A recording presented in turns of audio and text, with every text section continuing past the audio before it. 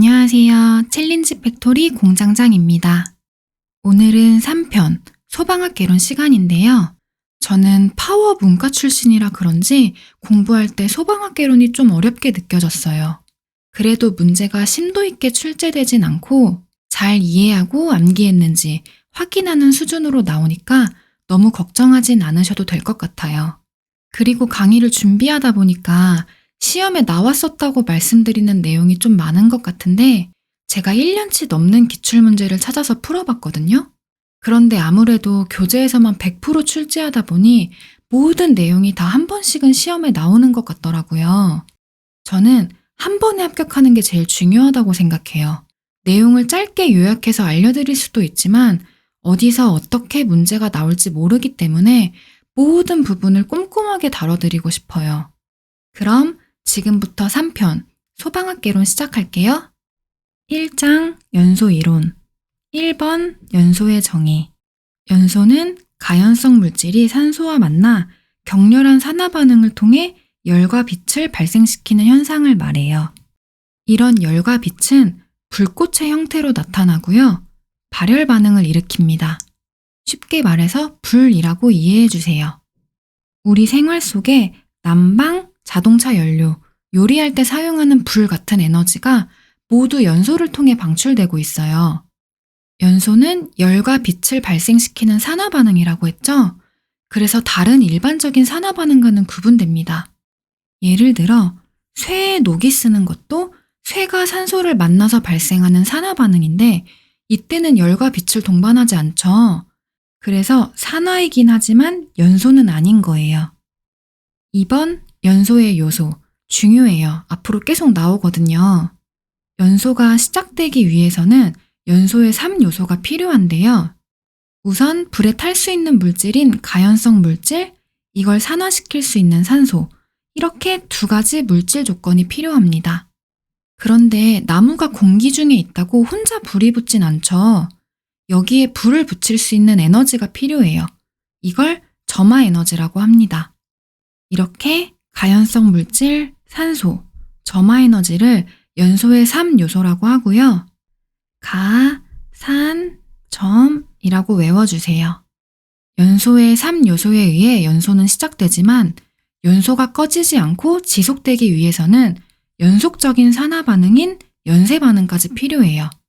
이 연쇄 반응까지 더해서 연소의 4요소라고 합니다. 이러한 연소의 요소들에 대해 하나하나 살펴볼게요. 가연성 물질은 연소가 가능한 불에 탈 수 있는 물질을 말하고 산소와 화학 반응 시 발열 반응을 일으켜요. 여기서 화학 반응은 산화 반응을 말하는 거예요. 이런 가연성 물질에는 탄소, 산소, 수소, 질소 등의 원소로 이루어진 화학 물질인 유기화합물과 칼륨, 마그네슘, 나트륨 같은 금속이 있어요. 유기화합물은 탄, 산수, 질 좋다. 금속은 칼, 마, 나. 금속으로 된 칼이 많은 거예요. 이렇게 키워드로 암기해 주세요. 다음, 불연성 물질은 가연성 물질과는 반대로 연소가 불가능한, 불에 타지 않는 물질이에요. 첫째, 불활성 기체는 다른 원소랑 만나도 화학 반응을 일으키지 않는 기체를 말해요. 연소는 가연물이 산소랑 만나서 산화 반응을 일으켜야 한다고 했었죠. 그런데 불활성 기체는 산소랑 만나도 반응이 없으니까 연소가 안 되는 거예요. 예를 들어 헬륨 풍선 아시죠? 가벼워서 둥둥 뜨는 풍선이요. 헬륨은 수소 다음으로 가벼워서 풍선에 많이 사용되는데요. 더 가벼운 수소를 사용하지 않는 이유는 수소는 가연성 가스이기 때문이에요. 불씨를 만나면 폭발할 수도 있어요. 그런데 헬륨은 다른 물질이랑 만나도 반응하지 않으니까 안전하게 사용할 수 있습니다. 둘째, 완전 산화물은 이미 완전히 산화되어서 더 이상 산화 반응을 일으키기 어려운 물질을 말해요. 예를 들어 양초가 연소하면 이산화탄소랑 수증기가 발생하는데요. 이렇게 발생된 이산화탄소는 이미 산화가 끝난 결과물이라서 여기에 불을 붙여도 더 이상 불이 붙지 않아요. 셋째, 흡열 반응 물질은 화학 반응이 일어날 때 주위의 열을 흡수하는 물질을 말해요. 연소는 열을 막 방출하면서 발열 반응을 일으킨다고 했었죠. 그런데 흡열 반응 물질은 반대로 열을 흡수해버리니까 당연히 연소가 안 되는 거예요. 예를 들어 우리가 사용하는 냉 찜질팩은 질산암모늄의 흡열 반응을 이용해서 만들어졌는데요. 질산암모늄을 물에 녹이면 물과 반응한 질산암모늄의 온도가 낮아지면서 주위의 열을 빠르게 흡수해서 차가워지는 원리예요. 여기 종류도 한번 읽어봐 주시고요. 다음, 가연성 물질의 구비 조건. 시험에 자주 나와요. 불에 잘 타는 물질은 이러한 특성을 가지고 있는데요. 구비 조건이 커야 하는 것들을 먼저 살펴볼게요. 산소와의 친화력은 말 그대로 산소랑 친해서 쉽게 산화 반응하는 거예요. 친하면 친할수록 연소가 잘 되겠죠? 그래서 산소와의 친화력은 커야 하고요. 연소열은 연소 시 방출하는 열량을 말해요. 발열량이 크면 주변에도 금방금방 불이 옮겨 붙을 테니 연소 확산이 용이할 거예요. 그래서 연소열도 커야 합니다. 비표 면적은 단위 무게당 표면적을 말해요. 표면적이 크면 산소랑 접촉하는 면적이 넓어져서 쉽게 연소되는데, 예를 들어 나무의 경우 통나무보다 대패밥이 더 쉽게 타고요. 금속의 경우에도 덩어리보다 분말이 훨씬 쉽게 탑니다. 입자가 작아질수록 산소랑 구석구석 접촉하는 면적이 커지는 거예요. 이렇게 비표 면적이 클수록 연소는 쉬워집니다. 건조도는 말 그대로 건조한 정도예요. 물을 많이 머금고 있는 물질은 점화 에너지를 받아도 바로 연소하지 못하고 머금고 있던 수분을 증발시키는데 우선적으로 에너지가 투입되기 때문에 연소하기가 어려워요. 바짝 마른 장작과 젖은 장작 중 당연히 바짝 마른 장작이 더 잘 타겠죠? 반대로 구비 조건이 작아야 하는 것들을 살펴볼게요. 활성화 에너지는 화학 반응을 일으키기 위해 필요한 최소한의 에너지를 말해요. 예를 들어 부싯돌을 한 번만 부딪혀도 불이 붙는 A라는 물질이 있고 100번을 부딪혀야 불이 붙는 B라는 물질이 있어요. A는 B보다 작은 에너지로도 쉽게 불이 붙는다는 뜻이겠죠? 즉, 활성화 에너지가 작은 A가 활성화 에너지가 큰 B보다 연소가 더 잘 되는 거예요. 열 전도율은 열이 얼마나 잘 전달되는지를 나타내요. 예를 들어 발열이 심한 컴퓨터 CPU에 열 전도율이 큰 구리 방열판을 사용하면 구리가 CPU의 열을 빼앗아 식혀주는 역할을 합니다. 즉, 열 전도율이 크면 열을 쉽게 빼앗지만 그만큼 쉽게 뺏기기도 해서 빨리 냉각될 수 있다는 뜻이에요. 반대로 열 전도율이 작으면 외부로부터 받은 열을 빼앗기지 않고 열 축적을 잘한다는 의미니까 연소가 더 잘 되는 거예요. 다 외우기 헷갈리시면 작아야 하는 두 개라도 정확하게 외워주세요. 2. 산소 공급원. 연소를 일으키거나 지속하기 위해서는 산소의 공급이 필요한데요. 이러한 산소 공급원으로는 공기와 산화성 물질이 있어요. 첫째, 공기. 일반적인 화재 상황에서 산소는 공기로부터 공급되는데 공기 중에는 약 21%의 산소가 존재합니다. 둘째, 산화성 물질. 다른 물질을 산화시킬 수 있는 산소를 다량으로 함유하고 있는 물질을 말해요.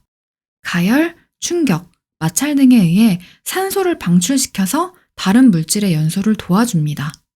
위험물 중에 제1류 산화성 고체, 제6류 산화성 액체가 산화성 물질에 해당되는데 이렇게 시험에 나올 수도 있으니까 우선 종류만 정확하게 외워주시고요. 자세한 내용은 화기 취급 감독에서 알려드릴게요. 3. 점화 에너지. 제 의자에 탈 수 있는 가연성 물질인 옷이 걸려있고 공기 중에 산소도 21%가 있는데 연소 반응이 일어나지 않는 이유는 이걸 발화시킬 점화 에너지가 주어지지 않았기 때문이에요. 그리고 보통 옷을 태운다고 하면 옷이 직접 타는 거라고 생각하실 수 있는데 실제로는 옷이 타는 게 아니라 옷이 연소하면서 발생하는 증기가 타고 있는 거예요. 이런 증기가 공기랑 만나면 불에 탈 수 있는 가연성 혼합기를 형성하게 되고 이걸 발화시키기 위해서는 에너지가 공급되어야 하는데 이 에너지를 점화 에너지라고 합니다. 점화 에너지는 대부분 열 에너지의 형태로 부여되고 있어요. 그럼 점화에너지의 종류에 대해 살펴볼게요. 화염. 아무리 작은 화염이라도 가연성 혼합기체는 확실하게 인화합니다. 가스나 석유가 연소할 때 화염 온도는 약 1200도인데요. 이 온도는 가연성 혼합기체에 불이 붙는 발화 온도보다 높기 때문에 무조건 불이 붙을 수밖에 없어요. 열면은 말 그대로 가연물이 높은 온도의 열면에 접촉해서 발화하는 걸 뜻해요. 접촉한 면을 통해 열이 전달되어 가연물의 온도가 상승하면서 스스로 자연 발화가 일어나는 거예요. 전기불꽃은 단시간에 집중적으로 가연물에 에너지가 부여되는 발화원인데요. 실제 화재나 폭발 사고 시 정전기 불꽃이나 전기 불꽃에 기인한 경우가 상당히 많다고 해요. 단열 압축은 열의 이동을 막은 상태에서 기체를 압축하면 내부 온도가 상승하게 되는데 이때 발생하는 열이 점화에너지로 작용하는 거예요. 예를 들어 배관 속에 폭발성 혼합기체가 흐르고 있는데 갑자기 밸브를 닫으면 혼합기체가 압축되면서 열이 발생하고 발화하거나 폭발할 수 있게 돼요. 자연 발화는 외부로부터 에너지를 공급받지 않고 스스로 온도가 상승해서 발화하는 현상을 말하는데요. 이런 자연 발화의 원인을 묻는 문제가 시험에 자주 나와요. 이건 암기해 주셔야 해요. 우선 산, 중까지 분, 발에서 간이 흡족하다. 이렇게 키워드를 외워주시고요. 해당하는 종류를 연결해 줄게요. 산, 석, 건, 중, 시, 산, 흡, 목, 활은 앞 글자만 따서 외우시면 어감이 입에 잘 붙거든요. 그리고 분해열은 셀룰라이트 지방 들어보셨나요? 저는 지방 분해를 연상해서 셀룰이 들어간 건 다 분해열이다. 이렇게 암기했어요. 마지막으로 농사 지을 때 퇴비를 발효해서 사용하는 거 아시죠? 그래서 퇴비는 발효열 이렇게 기억해 주세요. 4. 연쇄 반응. 문과생인 저를 좀 힘들게 했던 연쇄 반응이에요. 앞에서 배웠던 가연성 물질과 산소가 점화 에너지를 받으면 불안정한 과도기적 물질로 나뉘어지면서 활성화가 되는데요. 이렇게 물질이 활성화된 상태를 라디칼이라고 합니다. 문장이 좀 복잡하죠? 저는 라디칼이 사춘기라고 상상했어요. 사춘기라 불안정하고 반응성이 매우 강해서 다른 물질들과 쉽게 반응하고요. 한마디 하면 두마디 말대꾸를 하면서 기하급수적으로 증가합니다. 이렇게 라디칼이 계속 증가하면서 연속적으로 산화 반응을 일으키는 걸 연쇄 반응이라고 해요. 이 연쇄 반응 때문에 외부로부터 에너지를 가하지 않아도 계속적으로 화염이 지속되는 거예요. 사춘기인 라디칼은 불 같아서 불꽃 화염이 발생하는 연소를 주도하는데요. 그럼 화염이 없는 연소라면 라디칼도 없고 라디칼이 증가하는 연쇄 반응도 일어나지 않겠죠? 이게 없으면 이것도 없고 이게 없으면 이것도 없는 거예요. 화염과 라디칼과 연쇄 반응은 항상 세트로 같이 움직인다고 이해해 주세요. 그렇다면 화염이 발생하는 일반적인 연소에서는 이렇게 연소의 4요소가 적용되지만 화염이 없는 무염 연소에서는 이렇게 연쇄 반응이 빠진 3요소만 적용되겠죠? 화염이 없으니 라디칼도 없고 연쇄 반응도 없는 거예요. 그리고 뒤에서 배울 텐데 억제 소화는 연쇄 반응으로 발생하는 라디칼을 흡착해서 없애는 소화 방법인데요. 무염 연소에서는 라디칼이 없으니 연쇄 반응도 없고 그럼 연쇄 반응을 제거하는 억제 소화도 효과가 없겠죠? 3번 연소의 범위. 1. 한계산소 농도. 한계산소 농도는 가연성 물질이 연소할 수 있는 공기 중의 최저 산소 농도를 말해요. 공기 중의 산소 농도는 21%인데 이걸 14에서 15% 이하로 떨어뜨리면 화재는 소멸됩니다. 2. 연소 범위. 기체가 연소하는 경우 기체와 공기가 섞여 가연성 혼합기를 생성하는데요. 이 혼합기의 농도가 적당한 농도 범위 내에 있어야만 연소가 발생할 수 있어요. 이 범위를 연소 범위라고 합니다. 연소와 한계는 공기 중의 산소 농도에 비해 가연성 기체의 수가 너무 적어서 연소가 발생할 수 없는 한계이고 연소 상한계는 공기 중의 산소 농도에 비해 가연성 기체의 수가 너무 많아서 연소가 발생할 수 없는 한계예요. 즉, 가연성 기체가 너무 적어도 너무 많아도 연소는 발생할 수 없고 반드시 연소 범위 안에 있어야만 연소가 가능하다는 뜻이에요. 예를 들어 수소는 연소 범위인 4.1에서 75% 안에 있어야만 연소할 수 있습니다. 그럼 가연성 증기의 연소 범위에 대해 살펴볼게요. 시험에 나왔었어요.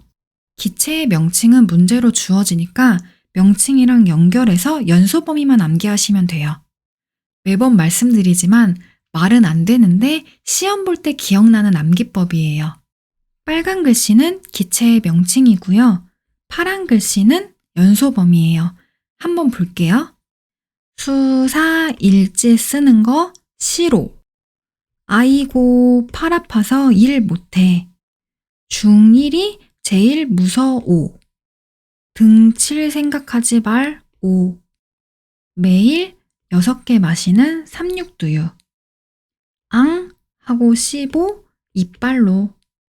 아이고 자꾸 시비 걸지 마. 탁. 휘리는 76년생이래. 여기까지입니다. 분명히 기억나실 거예요. 시험에 등유의 연소 범위로 옳은 것은 이렇게 나오고 보기에 3이 있다면 답이겠죠? 등유의 연소 범위는 0.7에서 5까지니까요. 여기서 등유랑 경유랑 같은 명칭인 거 체크해 주시고요.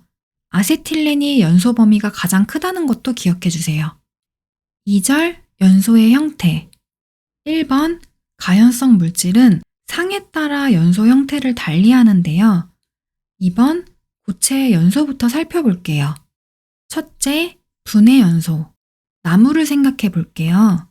나무에 열을 가하면 열분해를 하면서 가연성 증기가 발생하게 되는데 이렇게 열분해를 통해 연소하는 형태를 분해 연소라고 해요. 이때 나무 자체가 타는 게 아니라 나무가 타면서 발생한 가연성 증기가 연소하는 거였죠. 둘째, 증발 연소는 양초를 생각해 볼게요. 양초에 열을 가하면 융해가 되면서 녹아요. 액체가 되는 거예요. 이 액체가 증발하면서 가연성 증기가 발생하게 되는데 이렇게 액체 증발을 통해 연소하는 형태를 증발 연소라고 해요. 셋째, 표면 연소는 숯을 생각해 볼게요. 숯은 열 분해에 의해 증기가 될 수 있는 성분이 없는 고체예요. 일반적으로 가연물을 태우면 가연성 증기가 발생해서 산소랑 만나 연소하는데 이건 그 증기 자체가 없는 거예요. 숯은 나무처럼 활활 불꽃을 내면서 타지 않죠. 숯 표면에서 산소와 직접 반응하면서 화염이 없이 연소하기 때문인데요. 이걸 표면 연소라고 합니다. 표면 연소는 화염이 없어서 무염 연소, 자결 연소라고도 불러요. 앞에서 배웠듯이 화염이 없기 때문에 라디칼도 없고 연쇄 반응도 일어나지 않습니다. 표면 연소의 예시가 시험에 자주 나와서 수, 목, 금, 코 이렇게 키워드로 같이 암기해 줄게요. 넷째, 자기연소는 이미 산소를 가지고 있는 가연성 고체가 열분해에 의해 가연성 증기와 산소를 동시에 발생시키면서 스스로 자기연소하는 걸 말해요. 제5류 위험물인 자기반응성 물질이 여기에 해당되는데 이건 화기취급 감독에서 자세히 배울게요. 자기연소가 가능한 물질은 다른 물질과는 달리 산소를 주지 않아도 혼자 탈 수 있으니까 더 위험하겠죠? 3번 액체의 연소. 첫째, 증발 연소는 알코올을 생각해 볼게요. 알코올에 열을 가하면 증발하면서 가연성 증기가 만들어지고 이게 공기랑 혼합되면서 연소 범위 내의 농도에서 화염을 발생시켜요. 이러한 연소 형태를 증발 연소라고 하고요. 대부분의 액체는 이렇게 증발 연소를 합니다. 둘째, 분해 연소는 글리세린을 생각해 볼게요. 글리세린은 분자량이 커서 끓는 점이 높아 증발하기가 어려워요. 이런 경우 증발이라는 물리적인 변화가 아닌 열분해라는 화학적인 변화를 통해 원래의 분자보다 작은 분자들로 나누어져 기체가 됩니다. 분해 연소는 이 기체가 연소하는 흔치 않은 액체의 연소 형태예요. 4번 기체의 연소. 두 형태를 가스 버너로 비교해 볼게요. 확산 연소는 가스와 공기를 혼합시키지 않고 가스만 버너를 통해 분출시켜요. 그럼 가스가 공기 중으로 확산되겠죠? 확산 연소는 이렇게 확산된 가스와 공기가 서서히 혼합되면서 연소 범위 농도의 영역 안에서 화염을 발생시키는 연소를 뜻해요. 예혼합 연소는 미리 가스와 공기를 연소 범위 내의 농도로 혼합한 상태에서 버너를 통해 공급하고 이를 연소시키는 형태를 말해요. 버너를 통해 분출된 가스는 이미 연소 범위 안의 농도로 맞춰져 있기 때문에 연소 반응이 더 빠르고 고온인 특징이 있어요. 상별로 연소 형태를 묻는 문제가 나올 수 있어서 앞 글자를 따서 고체는 표준 분자, 액체는 증분, 기체는 화계 이렇게 키워드로 암기해 주세요. 시험에 가연성 기체와 공기를 미리 연소 범위 내의 농도로 혼합한 상태에서 노즐을 통해 공급하여 연소시키는 연소 형태는 이렇게 나오면 예혼합 연소가 답이겠죠? 이 부분은 내용이 다소 어려울 수 있는데 천천히 반복해서 읽어봐 주세요.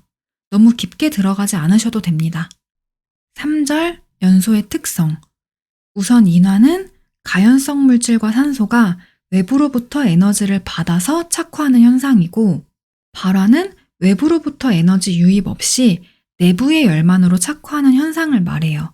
그럼 이걸 적용해 볼게요. 1. 인화점. 외부로부터 점화 에너지를 받아서 착화가 가능한 가연물의 최저 온도이고요. 즉, 불씨를 줬을 때 불이 붙는 온도를 말해요. 예를 들어 휘발유의 인화점은 마이너스 43도인데 그럼 북극에서도 불씨만 준다면 쉽게 불이 붙는다는 뜻이겠죠? 영하에서도 이렇게 불이 잘 붙는데 상온에서는 얼마나 더 불이 잘 붙을까요? 이런 이유로 인화점이 낮으면 낮을수록 위험한 물질로 평가됩니다. 2. 연소점. 인화점이 불씨에 의해 화염이 발생하기 시작하는 온도였다면 연소점은 이렇게 발생한 화염이 꺼지지 않고 지속되는 온도를 말해요. 보통 점화 에너지를 제거하고도 5초 이상 연소 상태가 유지되는 온도로 인화점보다 5에서 10도 정도 높아요. 3. 발화점. 외부로부터 직접적으로 점화 에너지를 받지 않아도 가연물 자체의 열 축적에 의해서 자동으로 착화되는 최저 온도를 말해요. 즉, 불씨를 주지 않아도 스스로 불이 붙을 수 있는 온도인 거예요. 예를 들어 휘발유를 가열할 때 발화점인 246도를 넘어가면 확 하고 스스로 불이 붙어요. 직접적으로 불을 붙이지 않아도 내부의 열만으로 발화가 되는 거예요. 정리하자면 인화점은 불씨를 줬을 때 불이 붙는 온도, 연소점은 이렇게 붙은 불이 지속되는 온도, 발화점은 불씨 없이 스스로 불이 붙는 온도입니다. 그럼 일반적으로 온도는 이렇게 되겠죠? 2장 화재 이론. 1번 화재의 정의. 소각장에서 쓰레기를 태우는 걸 우리는 화재라고 부르지 않죠? 화재라고 부르지 않는 이유는 소각이라는 의도를 가지고 태웠고 이로 인해 인명이나 경제적 손실이 발생하지 않으며 굳이 소화할 필요성이 없기 때문이에요. 이것과 정확히 반대되는 상황을 우리는 화재라고 말합니다. 인간의 의도에 반하여서 발생하고 인명 및 경제적인 손실을 수반하기 때문에 소화할 필요성이 있어요. 이때 소화시설 등을 활용해서 화재를 소화하게 됩니다. 이제 화재를 분류해 볼게요. 시험에 자주 나와요. 일반 화재는 A급 화재라고 부르고 주변에 가장 많이 존재하는 종이, 목재, 폴리 같은 물질이 가연물이 되는 화재를 말해요. 나무를 태우면 재가 남죠. 이렇게 일반 화재는 연소 후 재를 남겨요. 소화 방법으로는 냉각 소화가 가장 적응성이 있습니다. 소방에서 적응성이 있다는 건 효과가 있다는 걸 뜻해요. 소화 방법은 뒤에서 자세히 배우니까 가볍게 이해하고 넘어갈게요. 유류 화재는 B급 화재라고 부르고 원유가 벌크로 있는 걸 연상해서 유류는 벌크, D급 이렇게 암기해 주세요. 유류화재는 인화성 액체, 가연성 액체 같은 유류가 타는 화재를 말해요. 알코올을 태우면 재가 남지 않죠. 이렇게 유류화재는 연소 후 재를 남기지 않습니다. 기름을 태우는 거니까 당연히 연소율이 크고 연소성도 좋기 때문에 일반 화재보다 더 위험해요. 소화 방법은 포 등을 이용한 질식 소화가 적응성이 있어요. 여기서 포는 클렌징 폼을 생각하시면 되는데 포 거품으로 유류 표면을 덮어 공기를 차단해서 불을 질식시키는 거라고 이해해 주세요. 전기 화재는 C급 화재라고 부르고 전기 코드를 연상해서 코드, C급 이렇게 암기해 주세요. 전기 화재는 전류가 통하고 있는 전자기기 등의 화재인데요. 주로 전선 합선, 누전이나 정전기 불꽃으로 발생합니다. 소화 방법은 이산화탄소를 이용한 질식 소화가 적응성이 있어요. 전기 화재에서는 물을 이용한 수계 소화 약재는 사용하지 않는데요. 엄청 고가의 전자기기에 불이 났는데 여기에 물을 뿌려버리면 다 망가지겠죠?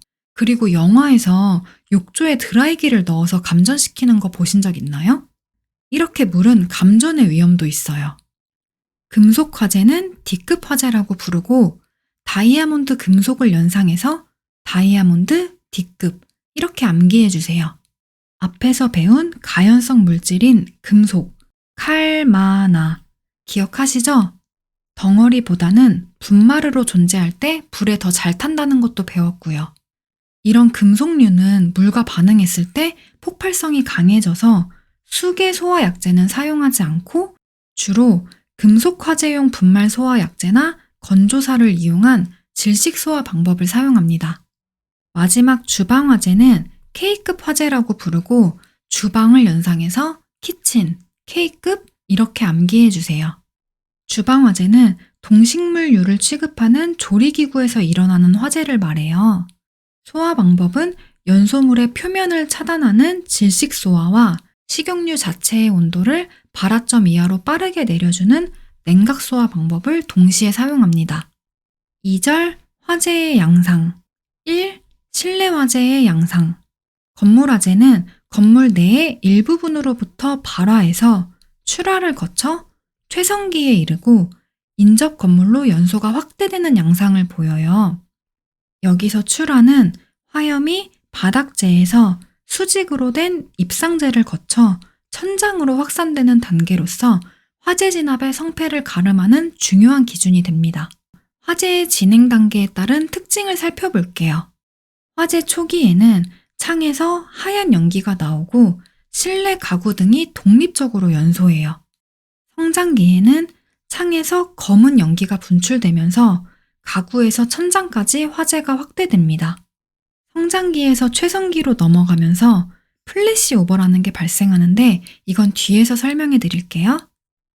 최성기에는 연기의 양은 적어지지만 화염의 분출이 강해지고 유리가 파손돼요. 실내 전체가 불로 뒤덮여서 연소가 최고조에 달하는 상태입니다. 또한 강력한 복사열 때문에 인접 건물로 불이 확대되는 경우도 있어요. 감쇄기에는 지붕이나 벽이 타서 떨어지고 기둥도 무너져요. 연기는 흑색에서 백색으로 다시 변하는데 불이 이제 그만하겠다고 백색 연기를 내보내면서 기권했다. 이렇게 상상해 주세요. 화재가 쇠퇴하는 상황이라 더 이상 연소가 확산될 위험은 없어요. 2번 실내 화재의 현상, 시험에 나왔었어요. 플래시 오버는 전실 화재, 순발 연소라고도 하고요. 사진 찍을 때 플래시를 터뜨리는 것처럼 반짝하고 순식간에 실내 전체가 화염에 휩싸이는 현상을 말해요. 불이 났을 때 발화, 출하를 거쳐 화염이 천장 전면으로 확산되면 화염에서 발생한 복사열에 의해 내장재나 가구 등이 일시에 발화점에 이르러 한순간에 폭발적으로 실내 전체가 화염에 휩싸이게 되는데요. 실내 모든 가연물이 동시에 발화하기 때문에 바닥부터 천장까지 고온 상태인 게 특징이에요. 이런 플래시 오버는 내화 건축물의 경우 출하 후 5분에서 10분 뒤에 발생합니다. 백드래프트는 영어 그대로 역기류라고 생각하시면 돼요. 기류가 거꾸로 튕겨 나온다. 이렇게요. 백드래프트는 소화활동이나 피난을 위해서 화재실의 문을 개방할 때 신선한 공기가 갑자기 유입되면서 실내에 축적되어 있었던 가연성 가스와 만나 단시간에 폭발적으로 연소함으로써 화염이 폭풍을 동반하여 실외로 분출되는 현상을 말해요. 백드래프트는 아주 짙은 연기인 농연의 분출, 공처럼 둥근 불덩어리인 파이어볼의 형성, 강한 폭풍을 동반하기 때문에 건물 벽체가 붕괴되는 현상을 수반하고요. 화재실의 출입문을 개방하기 전에 천장 부분을 먼저 개방해서 가스를 방출시키면 백드래프트의 폭발력을 억제할 수 있어요. 롤오버는 플레임 오버라고도 하고 화염이 연소되지 않은 가연성 가스를 통해 전파되는 현상이에요. 화재가 발생한 구획의 천장에는 가연물이 타면서 발생한 가연성 증기층이 형성되어 있는데 화염이 이 천장면을 따라 파도같이 빠른 속도로 확산되는 특징이 있어요. 플레임 오버랑 플래시 오버가 단어가 비슷해서 헷갈릴 수도 있는데 플래시 오버는 실내 모든 가연물이 동시에 발화점에 이르러서 플래시를 터뜨리듯이 반짝하고 순식간에 전체가 화염에 휩싸이는 현상이고 플레임 오버, 롤 오버는 천장에 형성된 미연소 가스를 따라 롤 화장지처럼 줄줄이 화염이 확산되는 현상인 걸 구분해 주세요. 2번, 건축물 종류에 따른 화재 양상. 이 그림은 건축물에 따른 화재 시 온도 변화를 나타낸 건데요. 먼저 빨간색은 목조 건축물이고요.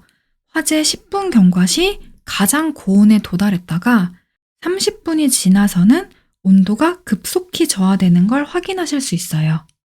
파란색은 내화조 건축물이고요. 화재 시 목조 건축물에 비해 서서히 온도가 상승하지만 고온이 오랫동안 유지되는 양상이 있어요. 그럼 자세히 살펴볼게요. 목조 건축물은 나무로 만들어졌으니까 타기 쉽겠죠. 그래서 순식간에 플래시 오버에 도달하고 온도도 급격하게 상승해요. 개구부도 많기 때문에 공기의 유통이 좋아서 격렬하게 연소합니다. 최성기를 지나면 건축물은 급속하게 타버려서 앙상한 상태가 되고 굵은 기둥, 보만 타면서 서 있게 돼요. 최성기 이후에는 건축물이 다 타버려서 사방이 뚫려 있으니까 오히려 공기 유통이 더 좋아지면서 열이 빠르게 냉각되고 온도도 급격하게 저하됩니다. 화재 시 목조 건축물의 최고 온도는 1100에서 1350도 정도 되고요. 짧고 굵게 끝나기 때문에 화재 지속 시간은 총 30분 정도예요. 보시면 출하에서 최성기까지 약 10분 정도밖에 안 되죠? 엄청 빠르게 탄다는 뜻이에요. 다음 내화조 건축물은 철근 콘크리트 건물 생각하시면 되고요. 천장, 바닥, 벽이 내화 구조로 되어 있어서 불에 타도 붕괴되지 않기 때문에 연소에 영향을 주는 공기의 유통 조건이 거의 일정합니다. 앞에서 공기가 너무 많아도 너무 적어도 연소가 안 된다는 거 배웠었죠. 내화조 건축물은 불에 타도 무너지지 않고 그대로 사방이 막혀 있어서 공기의 공급이 원활하지 못해요. 그래서 불완전 연소가 이루어지기 때문에 연기의 발생량이 목조 건축물보다 많아요. 화재 시 최고 온도는 목조 건축물보다 낮은 800에서 1050도이고요. 화재 지속 시간은 2~3시간인데 때에 따라서는 수시간 이상도 지속됩니다. 아까 그림에서 화재가 고온으로 길게 지속됐었죠? 3절 화재의 현상. 1번 열 전달. 화염이 확산되기 위해서는 열의 전달이 이루어져야 하는데 온도가 서로 다른 두 물질이 접촉하고 있을 경우 온도가 높은 곳에서 낮은 곳으로 열이 흐르게 됩니다. 이렇게 열이 흐르는 과정을 열 전달이라고 해요. 그럼 열 전달의 종류에 대해 살펴볼게요. 전도. 젓가락의 한쪽 끝을 불꽃으로 가열하면 불꽃이 닿지 않은 다른 부분에도 열이 전달되면서 점점 뜨거워져요. 후라이팬에 고기를 굽는 것도 마찬가지예요. 불꽃에 닿은 후라이팬이 뜨거워지면서 고기에 열을 전달하고 그럼 고기가 구워지는 거예요. 이렇게 하나의 물질과 다른 물질이 직접 접촉하여 열이 전달되는 현상을 전도라고 합니다. 맞닿은 부분부터 열이 옆으로 차례차례 전달되는 현상이라고 이해해 주세요. 대류. 온도가 다른 공기가 만나면 뜨거운 공기는 위로 올라가고 차가운 공기는 아래로 내려가요. 난로를 틀면 방안 공기가 따뜻해지는 이유도 난로와 가까운 공기가 데워져서 올라가고 차가운 윗공기는 아래로 내려오면서 순환하기 때문이에요. 주전자에 물을 끓일 때도 마찬가지예요. 데워진 물이 위로 올라가고 찬물은 아래로 내려오면서 순환하며 물이 끓습니다. 이렇게 기체나 액체의 흐름에 의해서 열이 전달되는 것을 대류라고 해요. 뜨거워진 물질이 직접 움직이면서 열을 전달하는 거예요. 전도와 대류의 차이는 물질이 직접 이동해서 열을 전달하는지 생각해 보면 되는데, 아까 전도에서 뜨거워진 젓가락의 입자가 직접 이동하지는 않았죠? 다만 옆으로 열을 전달할 뿐이었어요. 그런데 뜨거운 물이나 데워진 공기는 직접 이동하면서 열을 전달해요. 차이를 아시겠죠? 복사는 화재 시 열의 이동에 가장 크게 작용하는 열 전달 방식으로 열 에너지를 파장의 형태로 방사하는 걸 말해요. 양지 바른 곳에서 햇볕을 쬐면 따뜻한 건 이 복사열 때문인데요. 태양과 지구 사이에는 아무것도 없죠. 그냥 우주 공간이에요. 그럼에도 불구하고 태양은 열 에너지를 파장의 형태로 방사해서 그 먼 거리를 거쳐 지구까지 따뜻하게 해주는 거예요. 화재 현장에서 화염의 직접적인 접촉 없이 인접 건물에 불이 옮겨 붙는 건 이런 복사열이 주 원인이 됩니다. 화염이 열 에너지를 파장의 형태로 계속 방사하기 때문이에요. 2번 화염의 전달. 1번 저변 연소. 화염이 물체에 직접 접촉해서 연소가 확산되는 현상이에요. 가연물에 불꽃이 직접 붙으면서 확산되는 거죠. 2. 비화. 날비, 불화를 써서 불티가 바람에 날리거나 튀어서 멀리 떨어진 곳에 있는 가연물에 착화되는 현상이에요. 저희 회사 건물 옥상에서 화재가 난 적이 있었는데 담뱃불이 날려서 쌓아놓았던 쓰레기에 떨어져 불이 난 걸로 추정하더라고요. 이런 게 비화라고 이해해 주세요. 3번 연기. 1. 연기의 정의. 일반적으로 연기는 공기 중에 부유하고 있는 고체 또는 액체의 밀입자를 뜻해요. 밀입자란 아주 미세한 크기의 입자를 말하는데 연기는 안개보다도 작은 입자를 가지고 있어요. 화재에서 말하는 연기는 일반적인 연기보다 더 포괄적인 범위인데요. 연소를 통해 발생하는 가스 성분이 포함된 것으로 증기, 탄소 입자, 그을음 등이 열에 의해 확산, 부유하고 있는 것을 뜻합니다. 연기 밀입자만을 구분해서 다루는 것이 아니라 연기 입자를 포함한 열기류 전체를 의미하는 거예요. 2. 연기의 확산과 유동. 첫째, 연기의 확산 속도. 중요해요. 우선 사람의 보행 속도는 1에서 1.2 m/s인데 이렇게 연기가 수평으로 움직일 때의 속도는 사람의 보행 속도보다 느리다는 걸 참고해 주세요. 이 단위는 설명할 때는 생략할게요. 복도를 통해서 이동하는 연기의 수평 유속은 플래시오버 이전에는 0.5, 플래시오버 이후에는 0.75예요. 유속이 정확히 0.75로 딱 떨어지게 나오기는 어렵겠죠? 그래서 범위로 생각해서 건물 내 수평 방향일 때 연기의 확산 속도는 약 0.5에서 1 사이구나. 이렇게 이해해 주세요.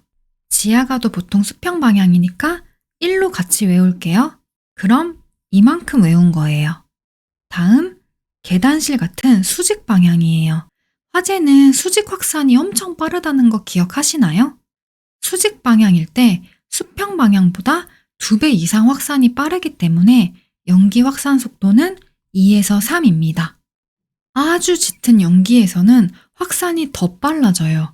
그래서 노년일 때 연기 확산 속도는 3에서 5가 됩니다. 그리고 제트팬이 설치된 긴 터널도 연기 확산 속도가 3에서 5로 동일한데요. 여기서 제트팬은 화재 시 연기를 효과적으로 배출시키기 위해 설치한 환기 장치를 말해요. 인위적으로 연기를 빠르게 유동시켜주는 장치니까 연기의 확산 속도도 더 빨라지겠죠? 정리하자면 건물 내 수평 방향으로는 연기 확산 속도가 0.5에서 1 사이인데 플래시오버 이전 복도는 0.5, 플래시오버 이후 복도는 0.75이고 지하가도 수평이니까 1이다.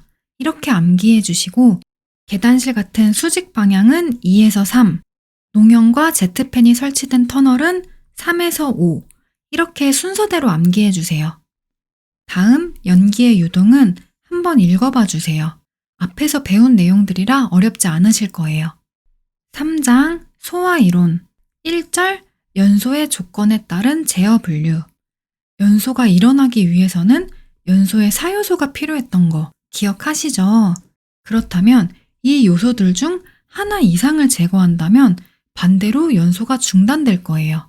4요소 중 무엇을 제거하느냐에 따라 소화법이 달라지는데요. 가연물을 제거하는 건 제거소화, 산소를 제거하는 건 질식소화, 점화 에너지를 제거하는 건 냉각소화, 연쇄 반응을 제거하는 건 억제소화예요. 그럼 자세히 살펴볼게요. 제거소화는 가연물을 제거해서 연소를 중단시키는 걸 말해요. 예를 들어 산림화재에서 화염이 진행하는 방향에 있는 나무를 베어버리면 탈 수 있는 가연물이 없어져서 연소가 중단될 거예요. 가스화재에서 밸브를 잠그는 것도 탈 수 있는 가연물인 가스를 제거해서 연소를 중단시키는 제거소화에 해당됩니다. 질식소화는 산소 공급을 차단해서 연소를 중단시키는 걸 말해요. 유류화재에서 폼으로 유면을 덮어 산소를 차단하는 방법. 화재 초기에 담요나 모래로 가연물을 덮어 공기를 차단하는 방법이 있어요. 질식소화에는 이산화탄소를 사용하는 방법도 있는데요. 공기 중의 산소 농도는 21%지만 여기에 이산화탄소를 방출하면 산소 농도가 한계산소 농도인 15% 이하로 떨어져서 연소를 멈추게 돼요. 냉각소화는 연소를 지속하기 위한 열을 빼앗아 온도를 떨어뜨려서 연소를 중단시키는 걸 말해요. 열을 빼앗는 매체로 물을 주로 사용하는데요. 물은 자신의 온도를 높이기 위해 필요한 열량인 비열과 액체에서 기체로 증발할 때 필요한 열량인 증발 잡열이 매우 높아서 냉각소화에 아주 유용해요. 비열과 증발 잡열이 크다는 말은 쉽게 말해서 열을 많이 빼앗을 수 있다는 거예요. 예를 들어 불이 났을 때 물을 분사하면 수증기가 돼서 날아가 버리죠. 액체인 물이 기체인 수증기로 증발하려면 열량이 아주 많이 필요한데 그 열을 가연물에서 빼앗는 거예요. 열을 뺏긴 가연물은 빠르게 냉각되겠죠? 이게 냉각소화의 원리입니다. 그런데 물은 단점도 있어요. 뜨거운 기름에 실수로 물을 떨어뜨렸을 때 기름이 사방으로 다 튀어버린 경험 혹시 저만 있나요? 이처럼 유류화재에서 물을 사용하면 유면을 퍼뜨려서 연소면을 확대시켜요. 또한 전기화재에서는 감전을 유발하기도 합니다. 금속화재에서는 금속과 격렬하게 반응해서 폭발할 수 있다는 거 기억하시죠? 이렇게 장점도 많고 단점도 많은 물이에요.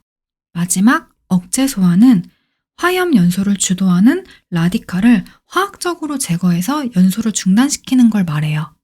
여기서 제거소화, 질식소화, 냉각소화는 물리적 소화에 해당되고 억제소화만 화학적 소화에 해당됩니다. 이건 꼭 기억해 주세요. 2절 소화의 작용에 따른 분류. 이 부분에 대한 내용이에요.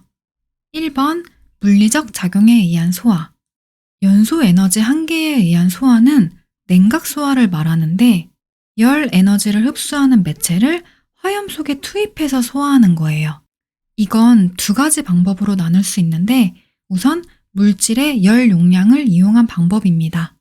탄광에서는 공기 속에 떠다니는 아주 작은 석탄가루인 탄진이 폭발하지 않도록 암분이라는 걸 살포하는데요. 그 암분의 열 용량을 이용해서 탄광에 남아있는 잔열을 흡수하여 탄진의 폭발을 방지하는 거예요. 다음, 상변화에 수반되는 잡열을 이용하는 방법입니다. 조금 전에 배운 내용이죠. 액체인 물이 기체인 수증기로 증발하며 상변화할 때 많은 열량을 필요로 하는데 그 열을 가연물에서 빼앗아 냉각 소화하는 방법이에요. 다음, 농도 한계에 의한 소화. 이것도 두 가지 방법으로 나눌 수 있어요. 첫째, 가연성 물질의 농도를 연소 범위 밖으로 만들어 소화하는 방법이에요.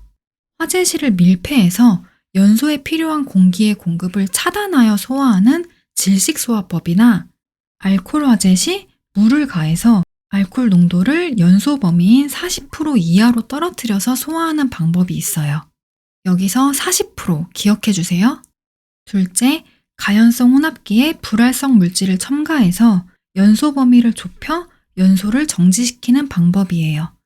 예를 들어 연소 범위에 있는 가연성 혼합기에 수증기를 첨가하면 연소 범위가 좁아지겠죠? 비율이 바뀌니까요. 수증기를 계속 첨가해서 혼합기의 연소 하한계 밑으로 떨어뜨리면 연소는 중단되게 됩니다. 다음, 화염의 불안정화에 의한 소화는 제거 소화를 생각하시면 되는데 화염을 불면 꺼지는 현상을 이용한 소화법이에요. 양초를 예를 들면 양초 성분인 파라핀은 심지 주변에 액체 상태로 존재하는데요. 이 액체 표면에서 가연성 증기가 발생하고 그 증기가 타면서 연소를 해요. 그런데 그 가연성 증기를 불어서 가연물을 제거해버리면 연소는 중단되게 됩니다. 2번, 화학적 작용에 의한 소화. 계속 봤던 내용이에요. 화염 연소를 주도하는 라디칼, 그리고 그 라디칼을 연속적으로 생성하는 연쇄 반응을 중단시켜서 소화하는 방법입니다. 화재 시 분말 소화 약제나 할론류 약제를 분사하면 화학적으로 라디칼을 흡수함으로써 연소를 멈추게 됩니다. 3번, 소화작용. 실제 소화에 있어서 딱 한 가지의 소화법만 작용하는 것이 아니고 이들 소화법이 상호 보완적으로 함께 작용한다는 내용이에요. 한번 읽어봐 주세요. 오늘도 긴 시간 너무 고생 많으셨어요. 다음 주 토요일에 만나요. 지금까지 챌린지 팩토리 공장장이었습니다.